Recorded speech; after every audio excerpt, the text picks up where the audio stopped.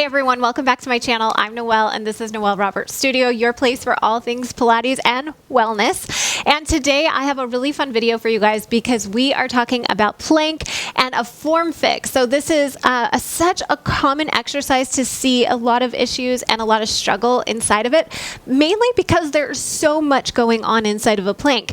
Now a plank itself, or that traditional front support, is a static hold. You're just holding it, but there's a lot that can go wrong and a lot that can leave you feeling pain and discomfort in your practice. So I really want to address that, but we're mostly going to zone in and focus on neutral spine and applying that into our plank and how that may actually change your plank for you a little bit and help you get more out of it.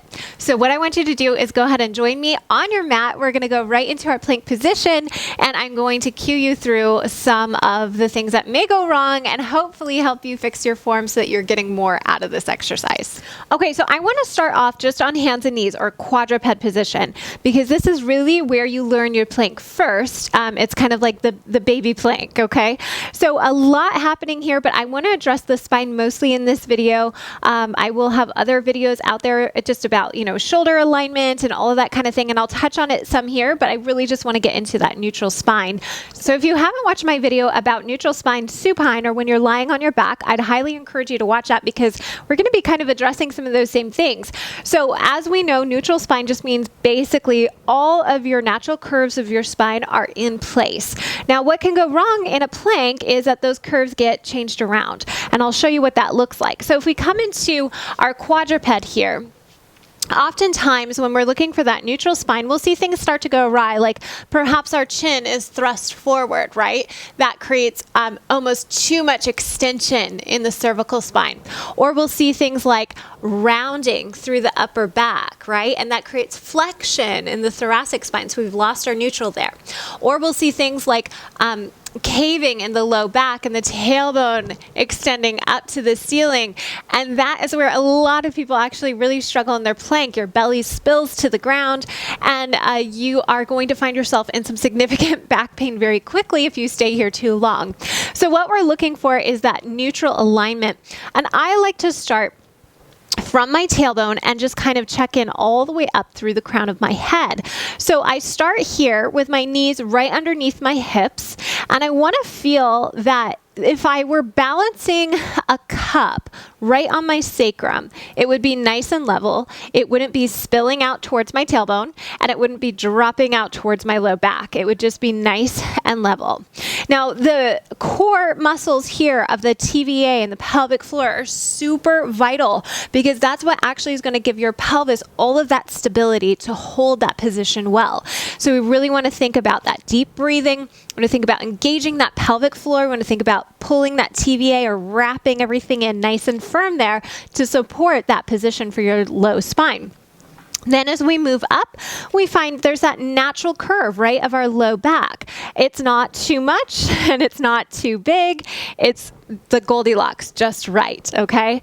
From there, we continue to move up, and the big thing here is the rib connection. A lot of times, the ribs are spilling towards the mat, and that's what creates that more lordotic, or that extension in the low back. So really watching the ribs is vital here, making sure that they're hugging together, but that they're not hugging so much that we go into this rounded or this cat-like position for the back.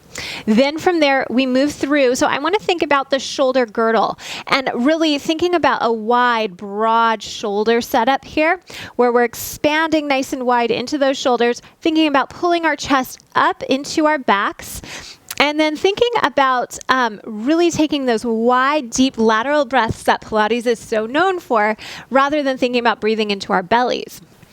All right, so once we have that thoracic area checked in with, we want to think about the traps, the neck, and up into the cervical spine, which is our neck. So I want you to think about watching your chin here. A lot of times the chin leads the way, and it tells us a great story. So oftentimes we will see something like this, where our head is spilling down. Now with your head spilling down, that's flexion, that's cervical flexion, and that's going to lead to a host of issues in your traps and your shoulders. As you can see, that's not very comfortable. It's going to put a lot of work through my traps and my shoulders, rather than allowing my traps and my shoulders to to do the job that they really need to do. And then the other issue that we'll see here is that lift of the chin. And that actually, you can immediately see in my body, as soon as I lift my chin, my tailbone usually starts to go up too. So you can see how it kind of just translates all the way down through my spine. So what you want to think about is that boniest portion of your skull as if it were pressing up into a wall, an imaginary wall behind you.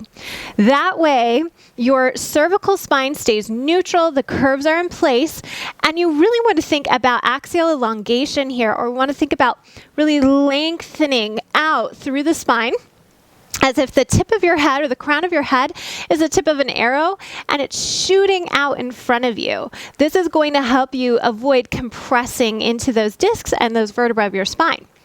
So from here, we take it up and we go into our full plank. So widespread fingers, shoulders are squeezing down towards those lats. Our deep Pilates breath is going, inhaling through the nose, exhaling through the mouth. We've got the ribs hugging in, we've got TVA on, we've got our pelvic floor lifted, all the things. We try to hold that neutral spine as we extend one leg back. Now, find it here, right? Keeping that neutral spine, really drawing the abdominals in. We're going to anticipate the other leg coming up. That's what helps us engage everything nice and deeply. And we step the other leg back, holding strong here in our plank, in our neutral alignment. Taking a couple deep breaths in through the nose, out through the mouth, holding that neutral as long as you possibly can, and then bringing your knees down when you feel like you're about to cave. So there's so many things that can go wrong in that plank, but finding that neutral spine and learning how to feel it out in your body is what's going to help you so much with your plank work. It's going to feel a lot harder to do your plank than some of the ways that our body likes to just naturally cheat the plank, but you're going to get way more out of it if you apply that neutral spine to your work. So I hope that was helpful for you guys. If it was, please go ahead and like this video, subscribe, hit the notification bell so you don't miss another video from my channel. And as always, please go ahead and feel free to leave in the comments any questions or any videos that you'd like to see next. And I will see you down there in those comments.